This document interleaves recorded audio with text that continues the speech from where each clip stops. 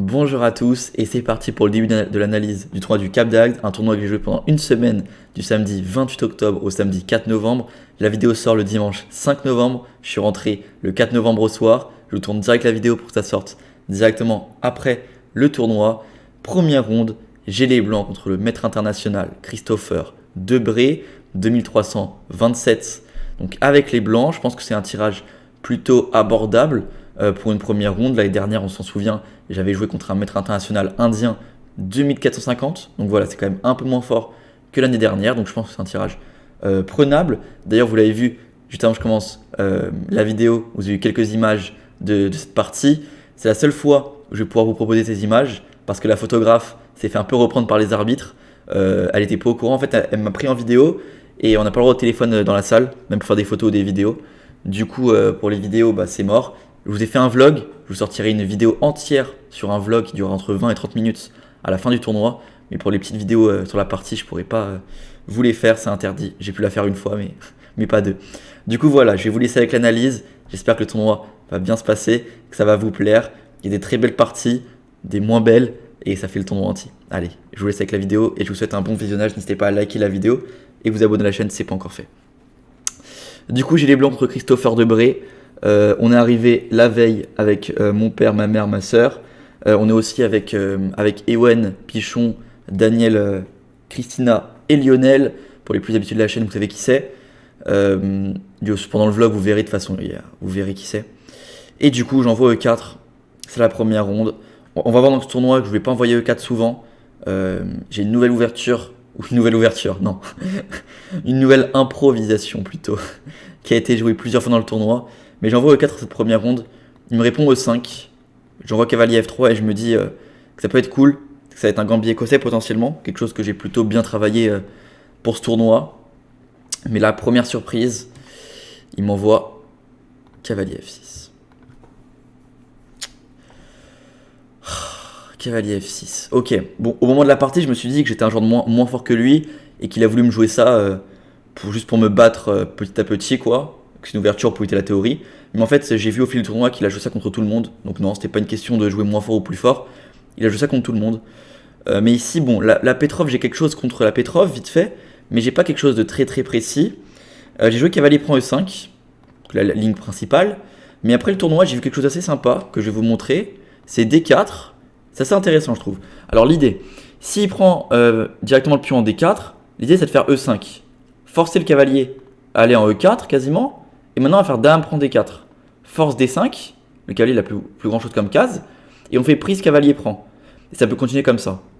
Et là, on remarque que les blancs, ils ont les cavaliers bien développés. La dame qui est déjà sortie. On va vite développer les fous. Et on va jouer grand roc. Et après, les tours sur les colonnes. Et c'est assez simple à jouer. Donc ça, j'ai plutôt bien aimé. Et pareil, s'il prend le cavalier avec le cavalier en E4, l'idée c'est de prendre le pion en E5. Ici, il a deux coups. Soit D5, soit fou C5. Alors, s'il fait fou C5, enfin s'il fait D5, on va commencer. Là, ici, je fais cavalier D2. Et l'idée sur cavalier prend, c'est de faire fou prend. Et après, c'est une partie. Lui, il va peut-être jouer avec C5. Et après, voilà, c'est une partie, peut-être jouer avec C3 ou avec C4, je sais pas encore. Et voilà. Et si je joue plutôt avec fou C5, là, c'est là que la variante est assez drôle. Il faut jouer fou C4, laisser cavalier prend F2 et faire fou prend F7. Parce qu'en fait, s'il fait roi F8, il est pas bien. Donc roi prend F7 et dame D5. Ici, déjà, il a un seul coup. C'est roi G6. S'il fait roi E8, on a déjà fou G5, fou E7 forcé pour pas perdre la dame, prise et roi prend. Et on remarque que le matériel est égal, mais ici bien sûr j'ai un énorme avantage d'espace, le roi noir qui ne peut pas roquer, un pion en E5 très puissant, des cavaliers qui vont pouvoir vite ramener dans son camp, et les tours vont prendre les colonnes. Donc ici je suis très très bien. Et du coup s'il connaît qu'il joue roi G6, l'idée c'est juste de ramasser le fou en C5, il va ressortir avec son cavalier, avec cavalier prend H1, et là bon après c'est une partie, on va jouer cavalier C3, et en fait ici on remarque qu'on a une tour de moins, mais c'est extrêmement chaud. C'est extrêmement chaud. L'ordi donne 0-0 si mon adversaire trouve H6. S'il trouve pas H6, c'est déjà avantage blanc. Avec une tour de moins. C'est vous dire la position, comment elle est folle. Et du coup, j'ai plutôt bien aimé l'idée. Du coup, je vais me renseigner un peu sur cette variante et voir pas mal de choses dessus. Si ça vous intéresse, pareil, n'hésitez pas. Du coup, j'ai joué cavalier prend E5. Ici, il a fait D6. Bien sûr, pas de cavalier prend E4 à cause de dame E2. Et ici, c'est déjà avantage blanc.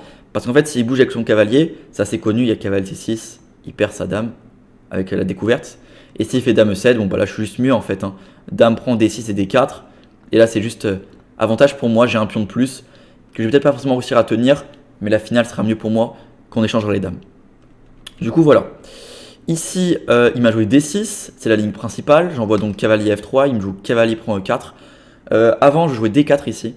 Mais en fait, le problème, c'est que sur D5, ça donne des positions un peu de D4, D5, des positions assez plates que mon adversaire connaît très bien, comme il joue la Petrov.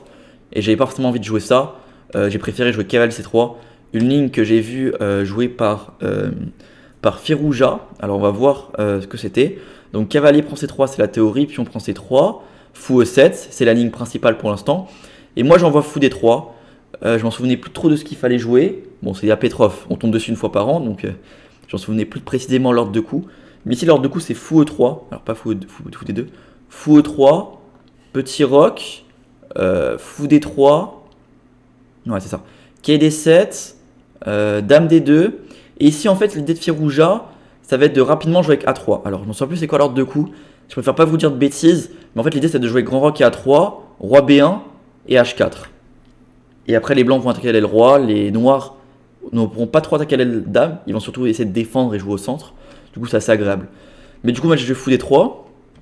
Ici, mon adversaire a joué quai D7. C'est assez malin quai D7 parce qu'en fait, s'il fait petit roc directement, d'ailleurs, je le rappelle, la cadence, c'est 12 minutes. Putain, j'étais encore dans mes festivals jeunes, moi. C'est 1h30 plus 30 secondes par coup, donc ça va, on a le temps de réfléchir. Ici, si mon adversaire fait directement petit roc, le problème, il n'y a pas de problème, mais c'est que je peux jouer un peu ce que je veux. Je peux jouer petit roc, je peux jouer fou E3, je peux jouer un peu ce que je veux. Alors quand je joue d'abord quai D7, ici il m'oblige à jouer fou E3, parce que si je joue un autre coup, imaginons petit roc, et bien ici ils peuvent jouer quai C5. Et il va réussir à prendre ma paire de fou. Et s'il prend ma paire de fou, c'est un peu chiant parce que lui du coup il a la paire de fou, et je sais pas trop comment forcément je vais jouer, et voilà. Peut-être, et si je veux l'éviter, peut-être je vais faire fou C4, il va peut-être préparer C6 D5, je vais perdre des temps. Si je vais en E2, mon fou il est mal placé. Donc voilà. Quai D7 bien joué. Il me force à jouer fou E3 pour empêcher quai C5. Il joue donc petit roc ici. Et je joue dame D2. Avec l'idée de jouer grand roc rapidement. Il te balançait sur son roi. Je peux aussi jouer avec petit roc. Ici, il m'a joué un coup qui m'a assez surpris. Il m'a joué C6. Alors ici, il peut aussi jouer quai C5. J'ai mis le fou en E3, mais il peut quand même le jouer. Là, mon idée là-dessus, c'était fou prend, pion prend et grand roc. Et en fait, juste, je vois pas comment il va attaquer mon roi. Alors que moi, je vais pouvoir rapidement balancer des pions sur son roi, placer peut-être ma dame en E4, peut-être une tour qui pourra un jour coulisser en H3 s'il n'y a plus le fou sur cette diagonale, ou alors juste la passer en E1, suivi peut-être de tour E3, cavalier bouge et tour G3 par exemple. Mais du coup ici, il a joué C6, un coup qui m'a assez surpris.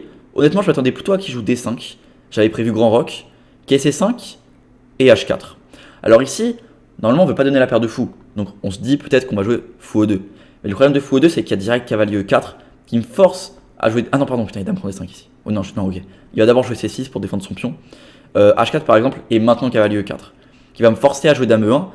Et enfin, j'ai pas tellement de cas. Si je vais en D3, je me prends des fous F5. Je vais me faire clouer. Et si je vais en D4, je me prends peut-être des fous F6. Donc je vais juste perdre des temps. Donc dame E1 quasi forcé. Et là, je suis juste pas bien en fait. Du coup, fou E2, c'est une mauvaise idée. Ici, il faut juste faire H4 et se dire ok, s'il prend mon fou, c'est une mauvaise idée. Parce que je vais juste reprendre. Et après, je vais pouvoir vraiment balancer sur son roi. Je menace déjà mat. S'il prend, je vais reprendre et je vais remenacer mat avec ma tour en H1. Et s'il fait G6, je fais F3, G4 et juste je prépare mon attaque. Et du coup, le bon coup, c'est pas de prendre, c'est juste de jouer C6, de consolider. Moi, je vais peut-être faire roi B1 et là, après, c'est une partie. Mais bon, ici, il m'a pas joué D5, il m'a joué C6 pour commencer. Et ici, je décide de faire petit roc. Alors, petit roc, grand roc, les deux étaient possibles. Ici, en fait, le problème de faire grand roc, entre guillemets le problème, parce que c'est pas un problème, c'est que il va me jouer D5, je vais jouer H4, il va me jouer quai C5, et en fait, je savais pas trop comment j'allais continuer. Je me suis dit, est-ce que je donne ma paire de fou, est-ce que je la donne pas? Le problème, si je la donne pas, c'est qu'il y a cavalier E4, donc j'aimais pas. Mais si je la donne, par exemple roi B1, un coup thématique, je me dis peut-être qu'il va commencer par fou G4, je vais faire tour DG1, il pourra prendre mon fou, il pourra peut-être aussi faire cavalier E4. J'avais l'impression qu'en fait, avec son fou en G4, peut-être faire H5 ensuite et cavalier E4, je voyais pas forcément comment je progressais. Et lui, ça va être simple. Il va faire B5, A5, B4. Et dès qu'il aura enlevé ce pion, il aura la colonne A ouverte. Et c'est simple pour lui d'attaquer. Alors que moi, après H5, enfin fou G4, H5 et cavalier E4, je voyais pas trop comment je progressais. Bon, en soi, c'est jouable. Ici, sur par exemple cavalier E4, l'ordi donne de jouer dame E1 et de se dire qu'en fait, on va faire, je crois, alors imaginons ici, il joue fou F6. Je crois qu'en fait, il faut direct faire G5. Et se dire qu'en fait, on va jouer avec F3, G4 rapidement. Mais bon, ok, j'avais pas cette idée là en tête pour la partie. Du coup, je joue avec petit roc, quelque chose de plus tranquille. Ici, il m'a joué C5. Encore une fois, je m'attendais pas trop à ça. Je m'attendais peut-être à D5 encore une fois. Ici, je savais pas trop ce que j'allais faire. Je sais qu'il faut rapidement jouer avec C4, mais est-ce que je peux le faire maintenant? Je sais pas. Il y a C5 quand même. Prise. Dame prend. Fou prend, fou prend.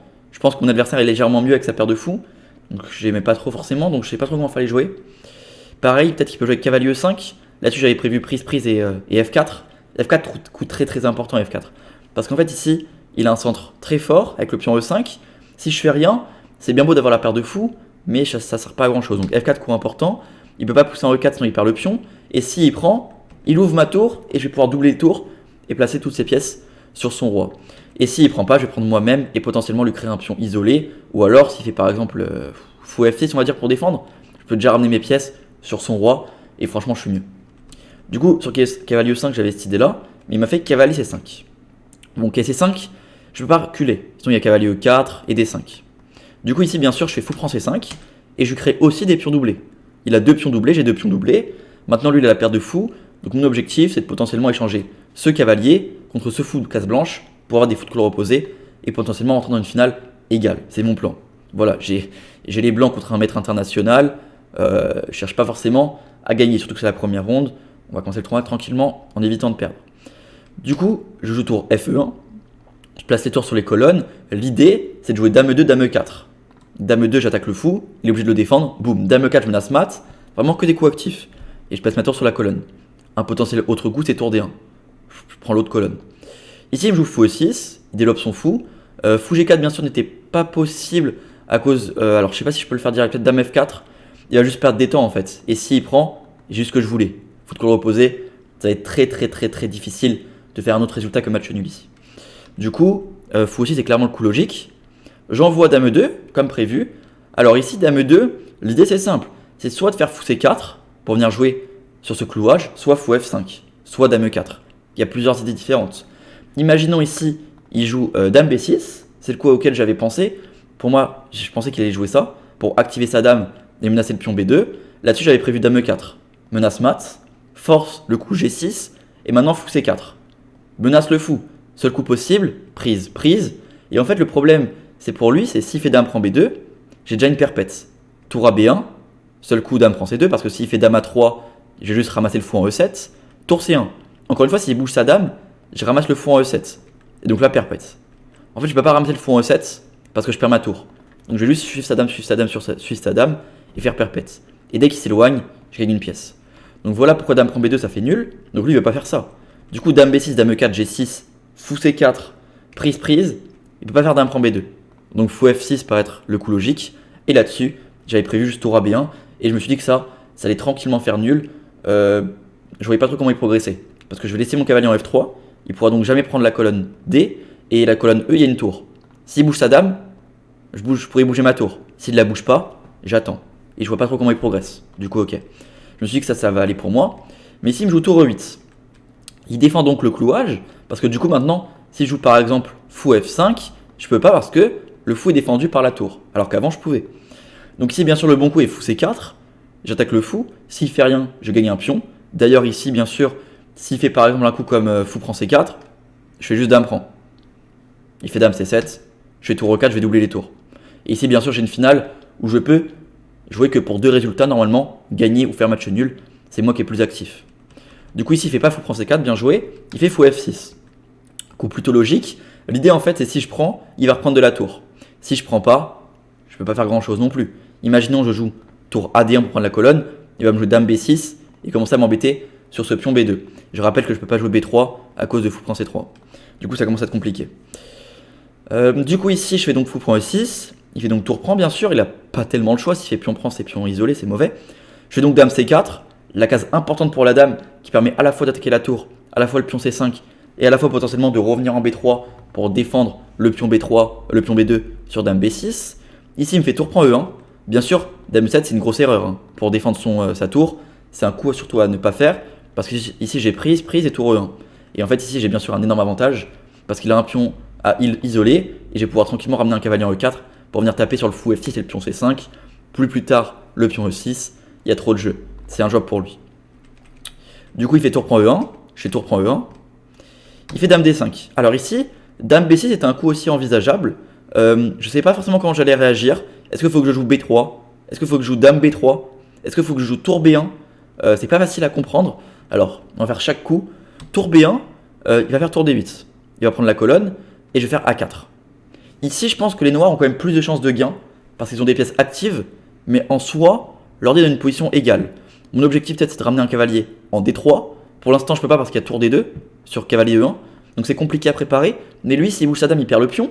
Sa tour ne peut jamais rentrer sur la 7ème rangée. Et son fou est un peu bloqué en F6.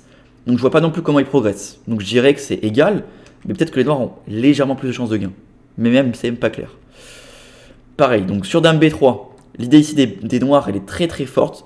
Bien sûr, dame prend, ça m'arrange. Hein. Je fais direct C prend. Et ça, c'est peut-être moi qui joue pour le gain. Ok, c'est quand même égal, j'abuse.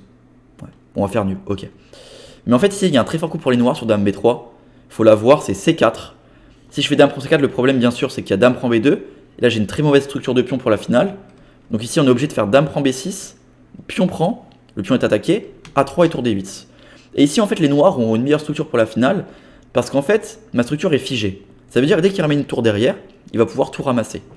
Ici, c'est léger avantage noir, même si en pratique, c'est pas encore simple de gagner. Et donc, dernier coup, faire B3. Et ici, il va peut-être faire dame A5, m'attaquer mes deux pions. Mais ici, encore une fois, j'ai une très forte idée que je vais trouver en partie. Je vais le trouver dans quelques coups. C'est G4. Contre un fou en F6 dans ce genre de position, il faut toujours penser à jouer G4, G5 pour que le fou devienne très mauvais. Ici, G4, c'est très fort. Alors, bien sûr, sur dame prend A2, j'ai G5. Le fou n'a plus de cases, parce que s'il vient en D8, j'ai mat en 1. Donc bien sûr, pas dame prend A2. Ici, il faut peut-être faire dame prend C3. Et là-dessus, j'ai juste à faire dame E4, menace mat, donc G6 et G5. Fou G7, tour D1.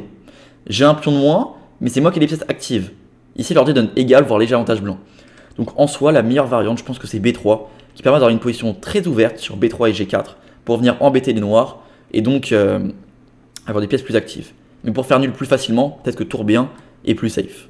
Mais ce qui est sûr, il ne faut pas faire dame B3. Ok. Du coup, il m'a fait dame D5. Propose l'échange des dames. Je fais donc dame prend D5. J'ai pas trop le choix. Si je bouge ma dame, je peux peut-être perdre un pion. Du coup, prise. Et G4. J'envoie donc l'idée avec G4. On en a parlé juste avant pour préparer G5 et la menace de mat d'ailleurs. Donc ici, il faut qu'il trouve une solution. Soit G6, soit H6. Il préfère faire H6. Pas de problème, je fais H4. Je remenace de faire G5. Ici, en fait, G6, d'ailleurs, je ne l'ai pas dit, mais c'est pas très bon. Parce qu'il y a G5. Fou G7 et tour E7. Il me laisse rentrer. Donc bien joué à lui. Il a trouvé H6. Je fais donc H4. Et ici, il me fait G5. Alors ici, il pouvait aussi faire roi F8. Là, j'allais faire G5. Prise et fou E7. Et cette finale-là, elle est égale. Elle est égale. Je menace quai D7 et cavalier prend. S'il fait fou prend G5, je vais juste faire ça et ça. Et ça, c'est même moi peut-être qui joue pour le gain comme il a un pion isolé. Si par contre, il prend pas et qu'il fait tour D8 pour défendre la case, là, je fais F4 et pareil, ça c'est sûrement égal. Il n'y a pas trop de possibilité de gain des deux côtés. Du coup, roi F8, c'était sûrement nul plus facilement, mais il fait G5. Encore une fois, c'est une position assez compliquée. Il fixe ses pions sur case noire, donc ça m'arrange. Il me crée une case F faible en F5. Ici, si j'arrive à mettre un cavalier en F5, je suis très très bien. Je fais donc pion prend, bien sûr pas fou prend pour lui, sinon il y a prise et tour E5. Il perd direct un pion. Il fait donc pion prend, et là, vous l'avez peut-être vu au titre de la vidéo. Je ne sais pas encore je vais mettre quoi comme titre pour cette vidéo. Peut-être que j'ai mis ça comme titre, peut-être pas. Mais j'ai eu un problème avec mes lentilles. Comme vous le savez sûrement, j'ai plus de lunettes. Je porte des lentilles de contact. Et en pleine partie, mes lentilles commencent à me gratter. Vers le 10e coup, j'ai une lentille qui s'enlève. Mais toute seule. Je ne touche même pas mon œil. Elle s'est décalée de mon œil, donc je voyais flou. Ok, je l'enlève. Je la mets dans sa boîte. Un œil sur deux, je vois. Ça va. Franchement, je me mettais un peu comme ça et je voyais tranquille. Ça me posait pas trop de problème, pour être 100% honnête. Du coup, je continue à jouer, enfin, il n'y a pas de problème. Mais là, au moment où je joue G5, enfin, où il joue G5 lui, pardon, ici, j'ai ma lentille, l'autre lentille, qui commence à me gratter. Elle me gratte. Elle me gêne, je touche mon œil, et au bout d'un moment, elle sort de mon œil. Elle sort de mon œil et elle va au-dessus. Enfin, c'est dégueulasse. C'est dégueulasse. Oula, il pleut. Oula. Il pleut très fort. Du coup, elle sort de mon œil, elle monte au-dessus de mon œil. Du coup, en fait, je suis en train de galérer comme ça pour essayer de la faire redescendre. À un moment, j'arrive à la faire redescendre. mais elle reste quand même un peu. Elle reste pas sur mon œil, etc. C'est hyper galère. Elle s'enlève, je l'enlève de mon œil, je vois plus rien. Mes yeux commencent à se mettre à pleurer tout seul. J'ai vraiment des larmes qui sortent de mes yeux carrément. Je ne voyais plus rien. C'était complètement flou. C'est-à-dire que je vois mal sur mes lentilles. Alors en plus, mes yeux se mettaient à pleurer, ça se fermait tout seul. C'était une galère. C'était horrible. C'était horrible. Du coup, j'arrive pas à me concentrer. Je me dis, c'est pas possible. J'ai une finale qui va sûrement se conclure sur un match nul contre un joueur aussi fort. C'est pas le moment d'avoir un problème comme ça. Donc j'essaie de me concentrer, mais c'est impossible. Je me dis, ok, je vais attendre que mon père il termine sa partie. Il va passer devant mon échiquier et je vais lui faire le signe de me ramener mes lunettes. Mais le problème, c'est qu'il prend du temps à terminer. Et il va pas du tout terminer tout de suite. Du coup, je galère. J'ai pas de lentilles, je vois flou l'échiquier et en plus, j'arrive même pas à ouvrir les yeux. Donc j'envoie pion prend. Il envoie pion prend et j'envoie cavalier E5. Première imprécision de la partie. Ok.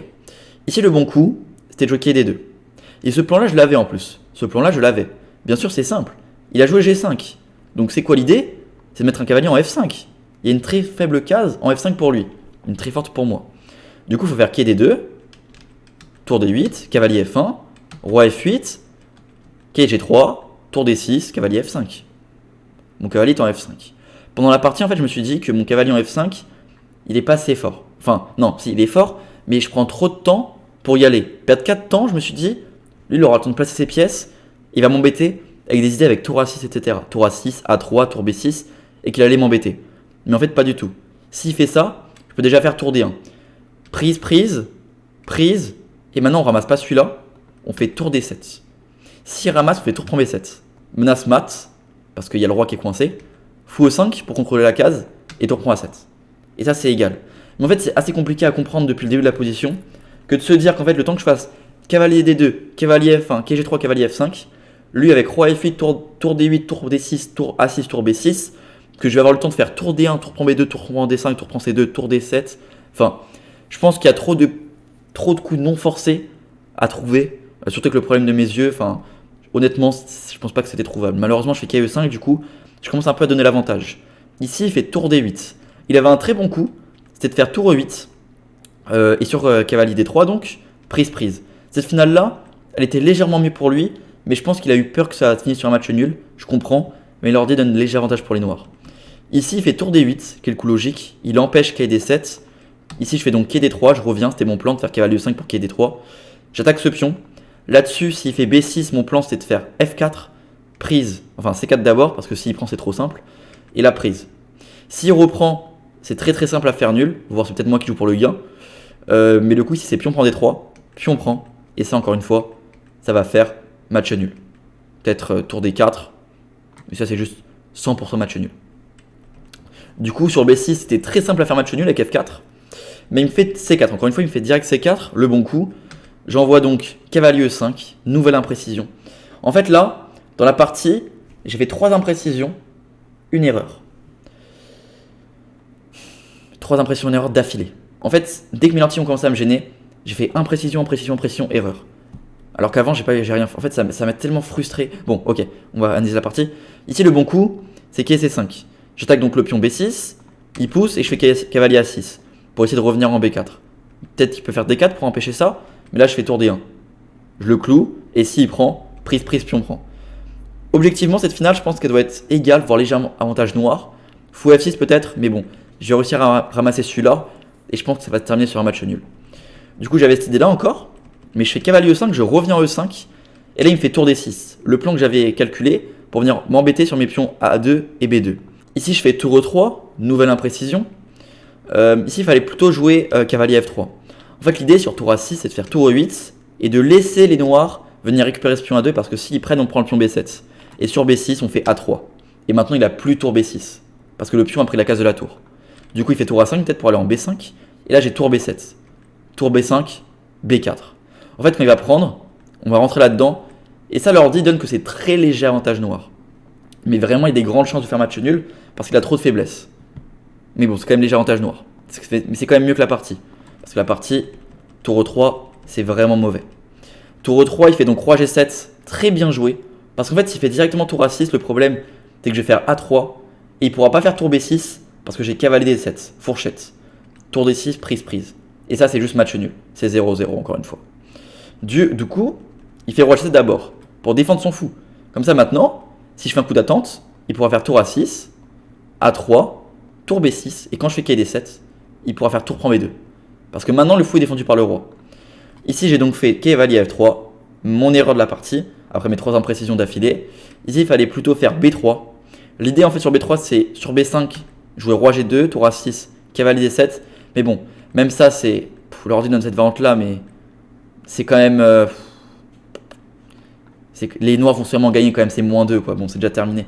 Je pense que c'est vraiment avant le problème, c'est tour E3, c'est les 3 imprécisions. L'erreur c'est juste en plus, mais c'était déjà compliqué. Il fait donc tour A6, je fais A3 et il fait tour B6, attaque ce pion B2. Je peux pas le défendre, je fais donc quai D4 en me disant que si prend B2, je vais faire cavalier F5, essayer de l'embêter un peu par ici. Cavalier D6, mais il fait juste fou E7. Il est peut-être tour prend C2 direct qu'il pouvait faire aussi. Bon, il pouvait me terminer plus rapidement peut-être. Ça gagnait plus rapidement quand même, avec ces 2 pions passés. Mais bon, il fait fou E7, peut-être plus précis on va dire. Fou prend A3, tour E5, tour B5, pareil encore une fois il pouvait ramasser direct le pion C2. Ça allait quand même beaucoup plus vite que la partie. Il pouvait directement pousser ses pions pour aller à dame. Là-dessus il peut déjà faire tour D3, c'est terminé, et il pousse. Du coup, il me fait tour B5, je fais cavalier E3, il me fait fou B2, je fais tour prend G5, fou prend C3, tour prend D5. Mais ça c'est juste terminé. Il a juste à venir ramener son roi avec ses pions. Je fais F4, roi D7.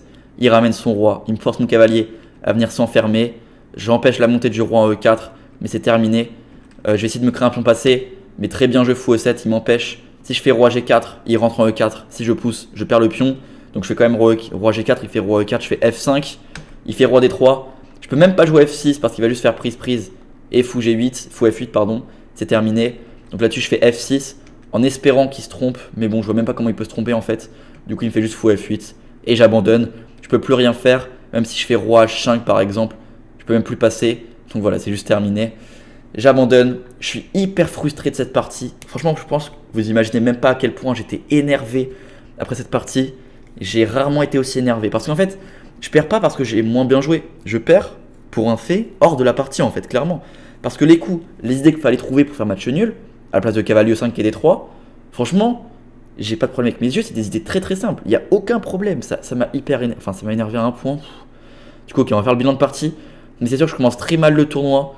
Ça m'a extrêmement énervé. On va faire donc le bilan de partie. Alors, 95.2 pour lui, 0 imprécision. Moi j'ai fait 88.3, l'ordi me donne 2 imprécisions, 2 erreurs. On va voir un peu où je me suis trompé, mais je pense qu'on l'a déjà bien relevé. Quai C3, prise. Fou E7, fou D3, quai D7, fou E3, petit roc, dame D2. Donc l'ouverture est ok, C6, petit roc, il aime pas trop petit roc, mais ok. Cavalier C5, prise. J'ai très bien joué l'ouverture et le milieu de jeu, même le début de finale. Il n'y a aucun souci là-dessus. J'avais les bonnes idées. Take, ok. G4 bien joué. H4, prise. Cavalier E5, c'est même pas encore très grave ici, cavalier E5. Mais c'est surtout ici. C'est surtout que si ça a été très grave, c'est l'idée de faire cavalier, de faire tour E3. Ouais. Tour E3 et cavalier F3. C'est ça l'enchaînement qui a été très grave. Ouais, mais même, ouais. C'est vraiment dommage parce qu'ici, même après ces imprécisions-là, ça allait encore un peu. Je pouvais encore jouer cavalier F3, comme on l'a dit, avec l'idée de tour E8 et tour B7, tour B8. Ça, c'était encore quasiment égal. C'était même égal encore. Donc ouais, je suis hyper énervé. Ouais, c'est hyper chiant. Tour E3, donc là. Mais bon, il a très bien joué. Il a très bien joué. Ah, il a très bien joué. 0 imprécision d'après l'ordi. Même si bon, il aurait pu être un tout petit peu plus précis, mais bon, quand même 0 imprécision. Il a fait une bonne game, mais en fait, je l'ai un peu aidé, quoi, c'est tout. Ouais. C'est dommage. C'est dommage. Je commence donc très mal ce tournoi, c'est hyper frustrant. Je commence donc à 0 sur 1. Prochaine ronde, j'aurai les pièces noires contre le candidat maître Mathis Sabatier, 2130. Ce sera une catalane, j'aurai les noirs. Et on a pour objectif de gagner cette partie pour rapidement jouer contre un joueur plus fort. L'année dernière, j'avais perdu la première ronde, mais ensuite j'avais joué contre un joueur classé 1970. Donc j'avais pu gagner. Et derrière, je joue un joueur plus fort. Là, je joue déjà un 2130. Donc c'est plus compliqué. Mais bon, faut gagner pour jouer des adversaires du niveau de mon adversaire de cette première ronde. Voilà, en tout cas, j'espère que cette vidéo vous aura plu. Malgré que le fait que la partie n'a pas été perdue sur l'échiquier, entre guillemets. C'est dommage, mais bon, ça arrive. Faut se reprendre dans cette deuxième ronde. Et on se retrouve donc mercredi pour l'analyse de cette deuxième ronde. J'espère que ça vous aura plu. Et moi, je vous dis à bientôt. Allez. Ciao.